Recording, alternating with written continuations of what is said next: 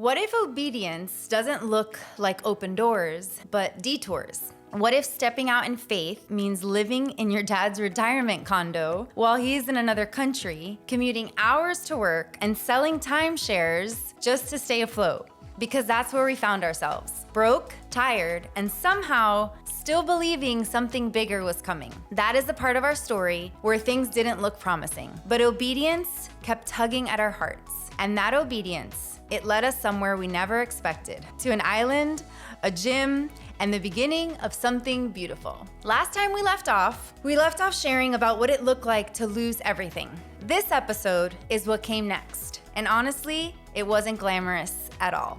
Yeah, we were living in your dad's apartment, his condo, in a retirement community while he was in Colombia. And it was wild. We were commuting from Boca to Miami every day just to keep things together. Yeah, and I was working at our church, coaching at a CrossFit gym, and Jonathan was selling timeshares. Yeah, which is humbling to say the least. But it was what we had to do in order to survive, basically. Yeah. But we had saved up a little bit of money, and we knew we couldn't just stay stuck. And it was time to move. Time to leave the retirement community. Jonathan mentioned two options to me. He said, we can move to the Keys or we can move to North Carolina. And I said, I will never move to North Carolina. I am a Florida girl, a Miami girl, I'm Hispanic. I'm not moving to North Carolina. And spoiler alert, never say never. You were created to live abundantly and multiply in every area of your life. But let's be honest, the road isn't always easy. We know that firsthand. We've been through highs and lows, from losing everything to now managing an investment fund, and we're still on the journey. This podcast isn't about having it all figured out. It's about real stories, kingdom principles, and trusting God with what's already in your hands. On Mandate to Multiply, we go deep into faith, family, finances, and other topics, sharing what we've learned and what we're still learning as we walk it out with Jesus. If you're ready to think bigger, live boldly, and multiply what matters most, then you're in the right place. We're Jonathan and Melissa Edmiston, and this is Mandate to Multiply. So here we go, episode 2. Today we get to talk... Episode 2, we get to talk about another part of our story. And again, we're kind of going back, peeling back all the layers, really showing you guys how we got here. We want to bring you guys on the journey that we're currently on with us. But it doesn't feel right to start where we're at without going back and telling you where we were, where we came from, what we've walked through to get where we are. And by no means, we say this all the time, we have not arrived. We're very much on the journey. We want to bring you with us along, but we need to make sure we go back and bring it all. And going back, this isn't easy because these were very difficult times in our life. But it's the hard times, it's the valley where you can really grow. And now that we're on the other side of it, we can look back and see God's hand every step of the way, which is such a beautiful thing and gives us confidence for the future because we've seen his faithfulness in the past. Absolutely. And even just putting together the notes for these episodes, we're just kind of revisiting everything and just, wow, it's like, man, when you sit and actually put together a timeline of what God has walked you through, how faithful he's been, and the wild roller coaster of a ride that this lifestyle of risk and obedience is, it is just really eye-opening and just a great reminder of his faithfulness and how what you're in the moment is never indicative of where he's taking you, of where you're going. However, it's really important that we lean in to what he's doing, how he's preparing us, what he wants us to really take in every season. So let's talk about holding on to that vision when everything around you feels like it's crumbling, when it feels like life is small, when you just feel stuck. Yeah. Let's go back. We were living in your dad's apartment. This was after we had moved out of your mom and stepdad's place for a couple weeks. He had moved to Colombia, and his place in a 55 and older community was open and available. Yeah. And it was really the only option that we had at the time. Yeah, it was either stay at my mom and stepdad's longer, or my dad is like, hey, I'm going to be in Colombia. You can stay in my house and for free. And really, it was our only option. Yeah. But most of our life was in Miami. So from Boca to Miami was probably an hour, hour and 15 minutes, hour and a half, depending on traffic. Yeah. Each way, every day, for both of us, in separate cars. Yeah, and because I had two jobs at the time. I was working as a children's ministry co-director at our church, and I was also coaching CrossFit. And Jonathan... making a whopping $12 an hour? Yes. Well, no, I think the church paid me more than that, but the gym was very little. It was all for very little money. Yeah. So a lot of times when I hear younger generations, younger people telling me like, oh, but that's not enough, or I need to work for this amount of money. And it's like, yeah, but also just make sure you have income coming in somehow, some way, and lean into like what God wants to show you and do in your life through that. Yeah. Because now looking back, of course, the job at the church molded me, shaped me, changed my life. Job at the gym, I mean, that led us to the next step we're going to talk about. Yeah. And what were you doing at the time? I was selling timeshares. If you remember in our previous episode, we were talking about how I couldn't get hired because I had run my own company. My background was in real estate, and submitting 40 to 50 applications a day, a lot of times just trying to get hired someplace, and was overqualified for most things. This was really the only thing that would hire me at the time, and I had to have something. Yeah. So it was a very, very small hourly wage. Yeah. The potential for bonuses, which I really didn't get because it was predicated on selling timeshares, which for the most part, it's not a good deal for most people. And as an honest person, I couldn't sell something to somebody that I knew wasn't in their best interest. So I was terrible at it. Oh, that was so hard. But I remember.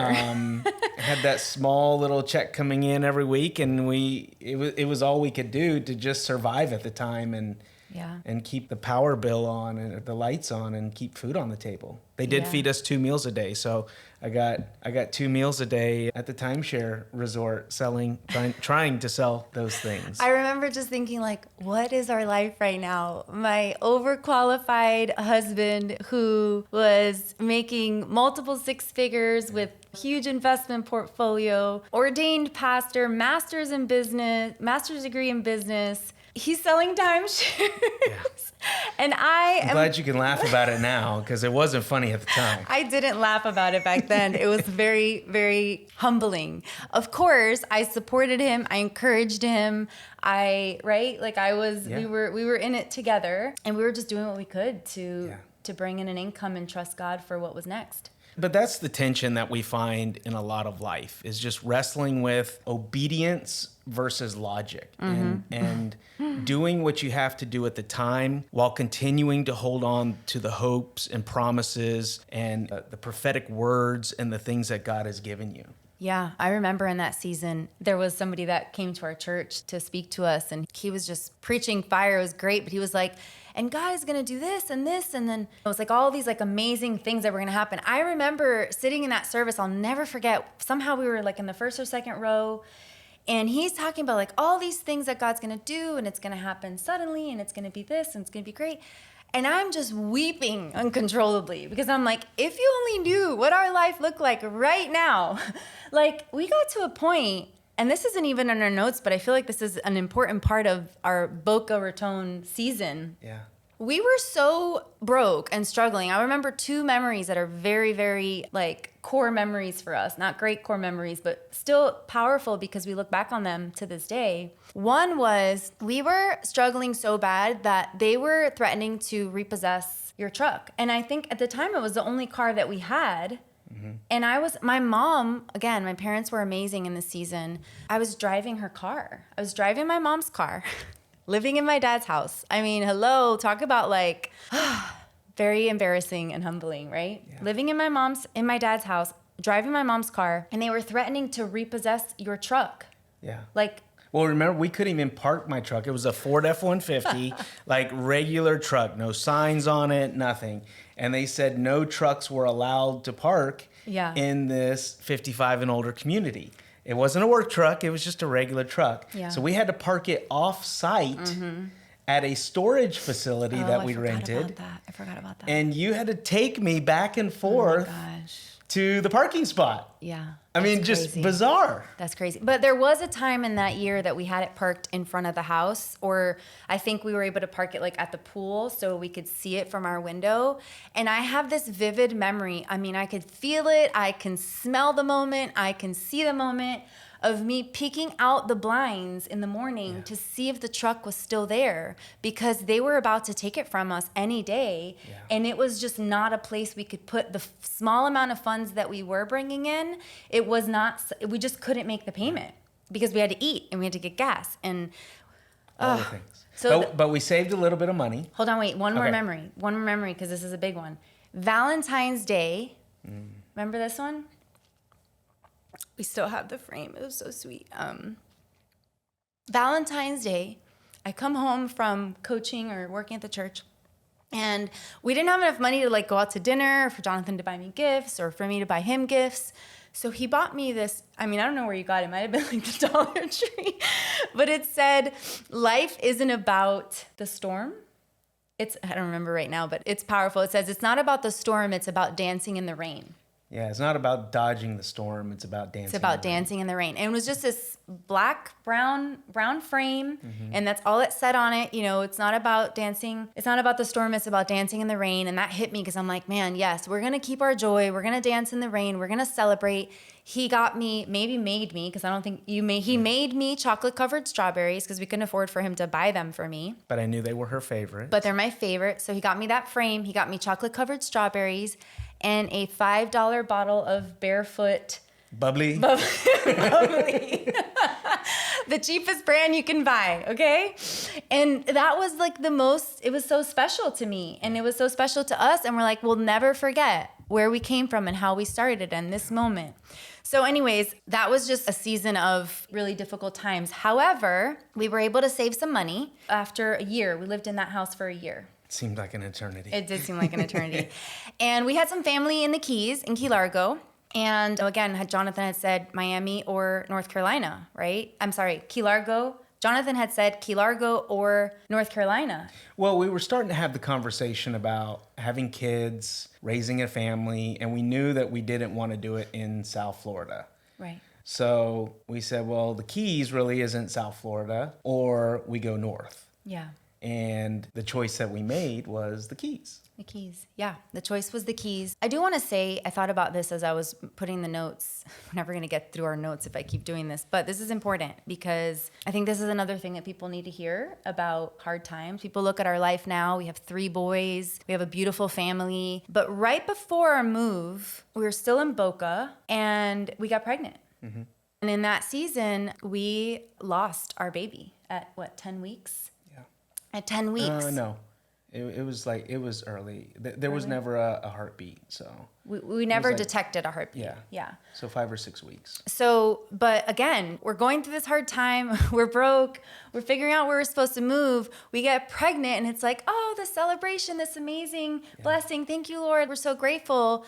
And we told everybody. Yeah, we were so excited. We were so excited. We told everybody. Which probably made it harder. I remember when we found out that we had lost a baby, there was no heartbeat. I remember telling somebody at our church, like, I just feel so silly that I told everybody and now there's no baby. And I'll never forget, he said this to me, Jonathan Roman, if you're listening, I'll never forget. He said, but imagine if you hadn't and we couldn't all be there for you and pray for you and support you and really back you guys up in this season. And I thought, wow, that's so true. I'm grateful for that. So anyways, hard, right? Really hard thing, really sad. But yet something happened. We got pregnant with Jude a few months later, right?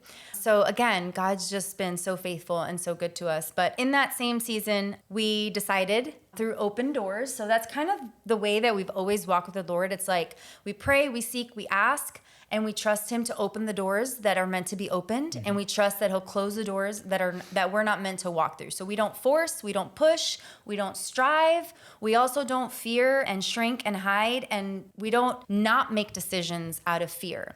Well, this was in that moment where doors were opening.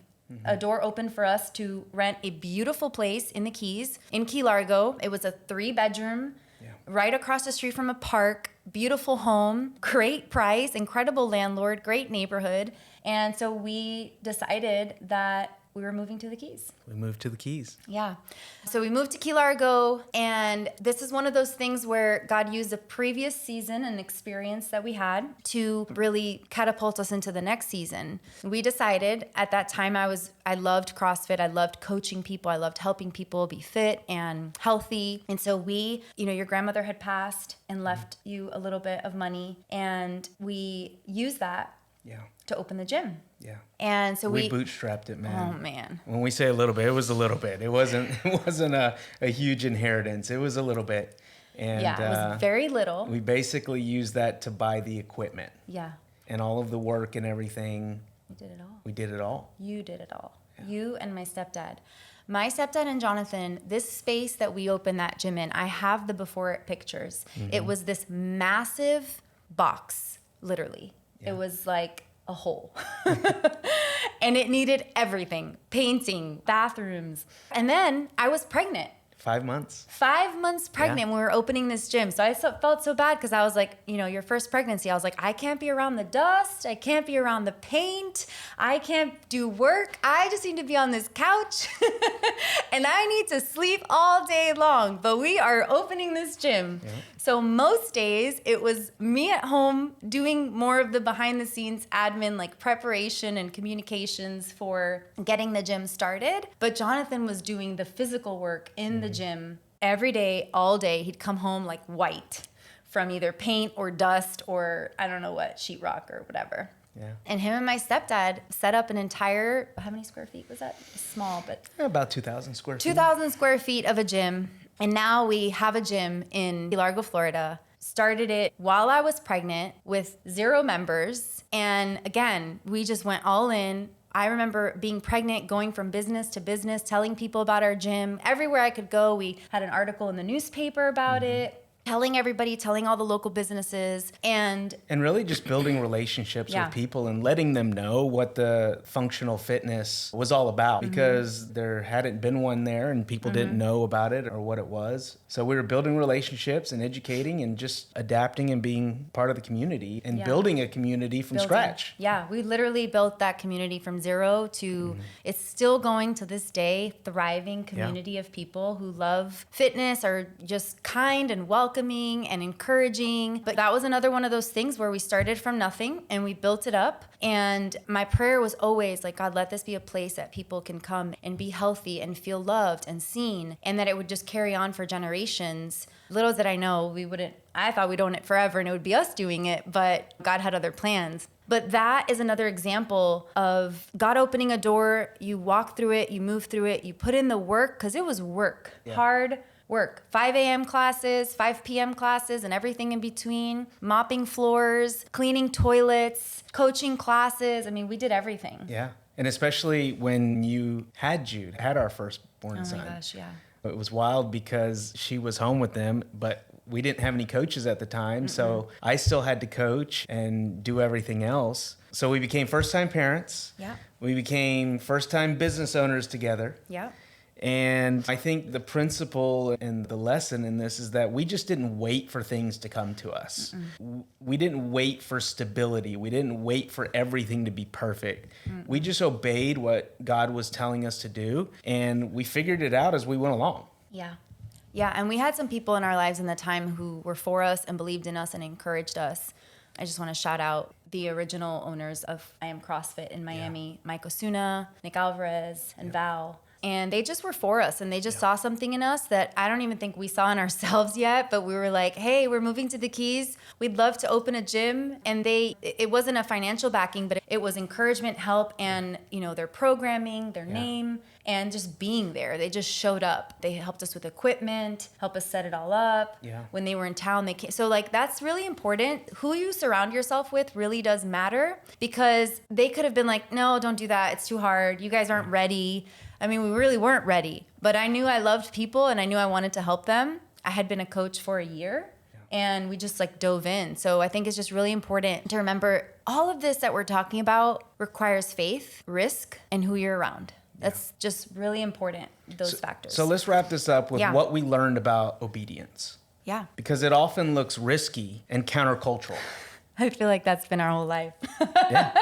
Everything we do is very risky, very countercultural, and doesn't make sense on paper or to the majority of the people around us. And it costs something, right? Yeah. But it builds something deeper. It's always onto something. It's always for something greater. Yeah. But again, God used every bit of what we went through to prepare us for who we are and what we're doing today. 100%. And it's beautiful. It is really great. It's amazing. Well, we hope that this encouraged you today. Again, we're bringing you on a little bit of our story just to bring you along the journey, but let you know where we came from. And just remember, if you're in a season that doesn't make any sense, where obedience feels costly and the reward seems invisible, that was our life. That's still been our life, still our life. We get it. We've been there, and honestly, we still are. But faith isn't just believing when things look good. It's building when nothing does. We'll keep sharing how the story unfolds in the next episode, but for now, just know that if God is asking you to do something, if He's opening the door, if He is making the way, if you have a peace that surpasses all understanding about that next step, it's worth the risk. It's worth the risk. It's worth stepping out in faith. Just trust Him. He's always faithful, and you just never know what's on the other side of an obedient yes. And even if you're scared or afraid, terrified, do it anyways. Yeah. Do it afraid. Do it afraid. Done is better than perfect. We'll see you guys on the next episode. Remember, if you enjoyed this episode, if you want to hear more about our story, please subscribe, comment, share with your friends and family, and stay tuned for our next episode. Before you go, remember, God can use anything. Even the hardest parts of your story can become seeds for multiplication. If this episode encouraged you, share it with a friend, leave a review, or subscribe so you never miss a moment of hope and truth. You can also follow us on Mandate to Multiply on Instagram or mandatetomultiply.com to keep growing with us. Until next time, trust God, steward well what's in your hand, and live a life fully multiplied.